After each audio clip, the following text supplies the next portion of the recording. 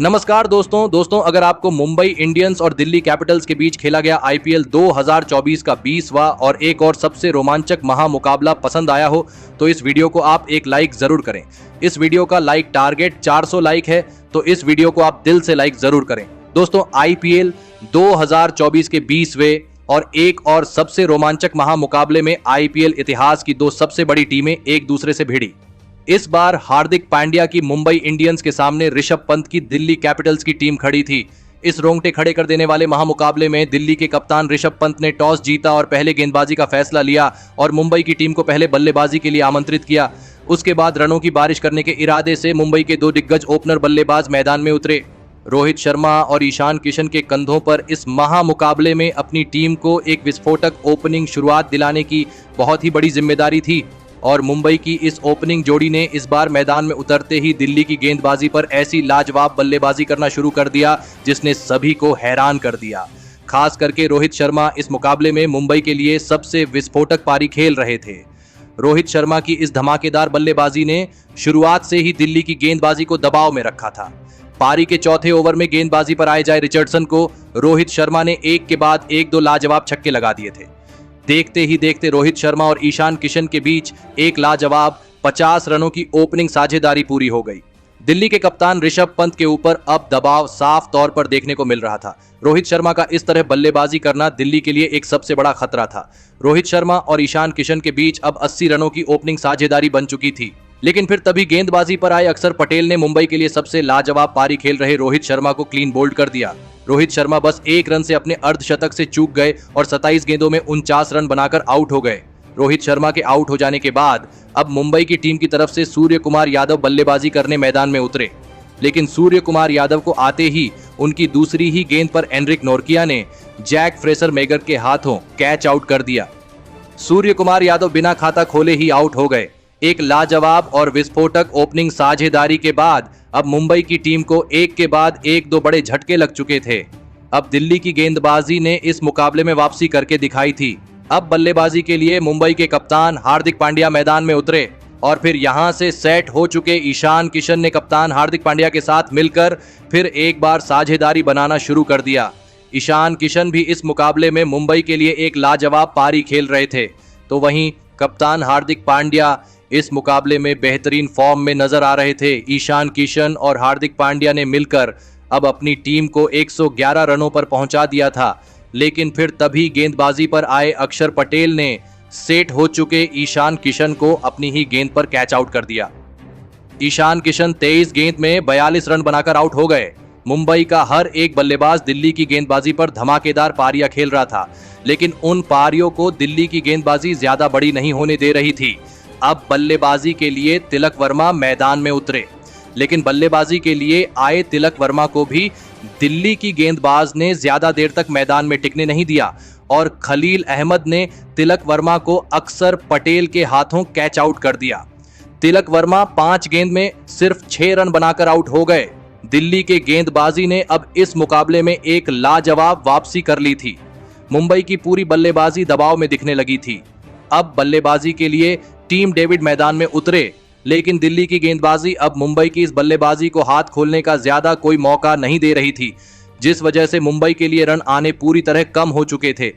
लेकिन अब अंतिम ओवरों में मुंबई की टीम को किसी न किसी खिलाड़ी से एक विस्फोटक पारी की सबसे ज्यादा जरूरत थी और इस जिम्मेदारी को अपने कंधे पर उठाते हुए टीम डेविड ने इस मुकाबले में अब अपने हाथ खोलने शुरू कर दिए। कप्तान हार्दिक पांड्या के साथ मिलकर अब टीम डेविड ने दिल्ली की गेंदबाजी पर पलटवार करके दिखाया था। टीम डेविड की इस विस्फोटक बल्लेबाजी ने अब फिर एक बार मुंबई की टीम की इस मुकाबले में वापसी करवा दी थी। कप्तान हार्दिक पांड्या के साथ मिलकर अब फिर एक बार टीम डेविड ने मुंबई की टीम के लिए सबसे लाजवाब साझेदारी बना दी थी। अब दिल्ली के कप्तान ऋषभ पंत फिर एक बार दबाव में दिखने लगे थे, क्योंकि टीम डेविड और कप्तान हार्दिक पांड्या की यह साझेदारी रुकने को तैयार नहीं थी। देखते ही देखते कप्तान हार्दिक पांड्या और टीम डेविड के बीच एक धमाकेदार अर्धशतकीय साझेदारी पूरी हो गई। पारी का 18वां ओवर डालने आए एनरिक नोरकिया की इस ओवर में टीम डेविड ने एक चौका और एक गजब का छक्का लगा दिया था, लेकिन फिर इसी ओवर में एनरिक नोरकिया ने दूसरे छोर पर बल्लेबाजी कर रहे मुंबई के कप्तान हार्दिक पांड्या को जैक फ्रासेर मेगर्क के हाथों कैच आउट कर दिया।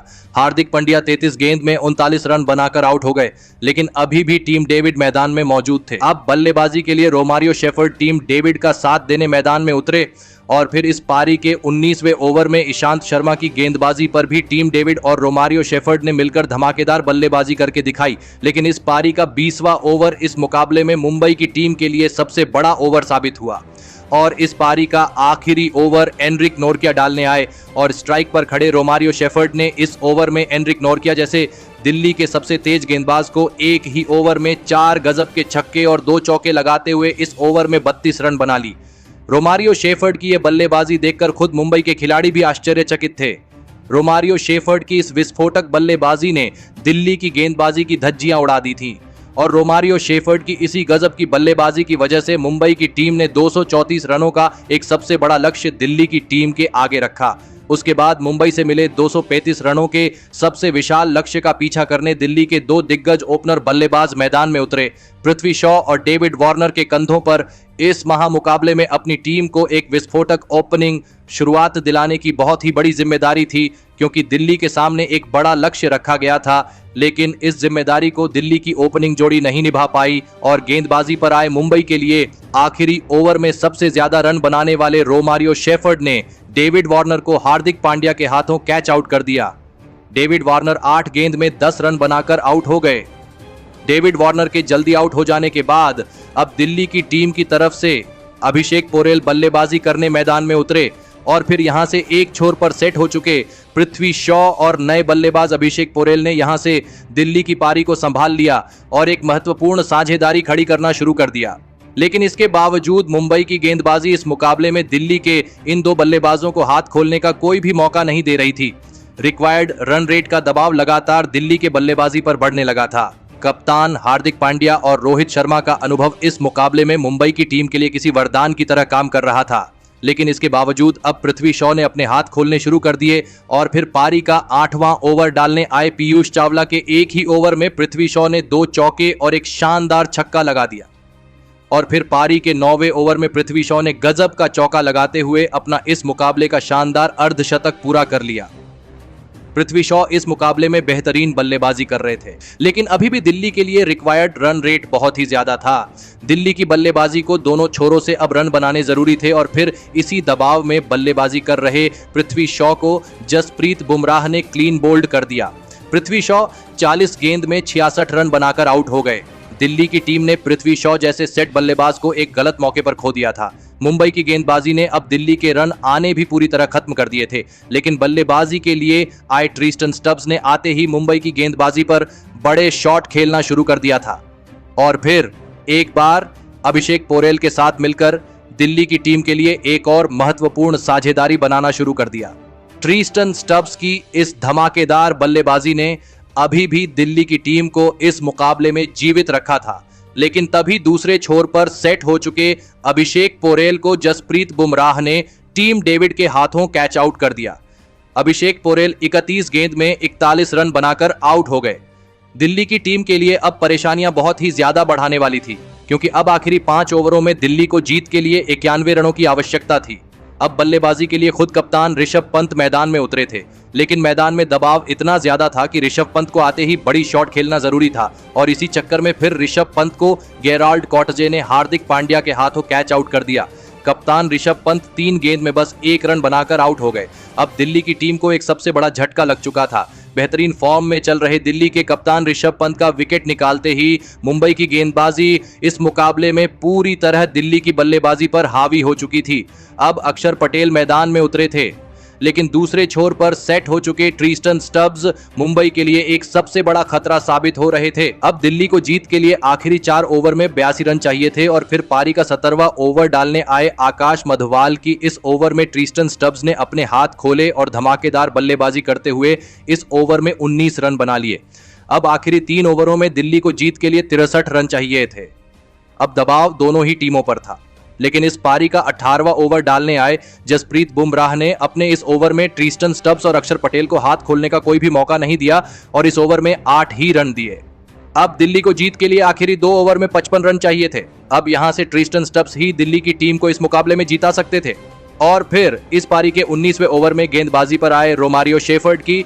इस ओवर में ट्रिस्टन स्टब्स ने 3 गजब के छक्के लगा दिए, लेकिन इस ओवर में अक्षर पटेल रन आउट हो गए। अब आखिरी ओवर में दिल्ली को जीत के लिए 34 रन चाहिए थे, लेकिन इस पारी का ये आखिरी ओवर डालने आए गेराल्ड कॉट्जे ने इस ओवर में दिल्ली के किसी भी बल्लेबाज को बड़ा शॉट खेलने ही नहीं दिया। तो वही इस ओवर में गेराल्ड कॉट्जे ने दिल्ली के 3 बड़े विकेट निकाले और फिर अंत में मुंबई की टीम ने इस रोमांचक मुकाबले को 29 रनों से जीतकर इस साल की अपनी पहली जीत हासिल कर ली।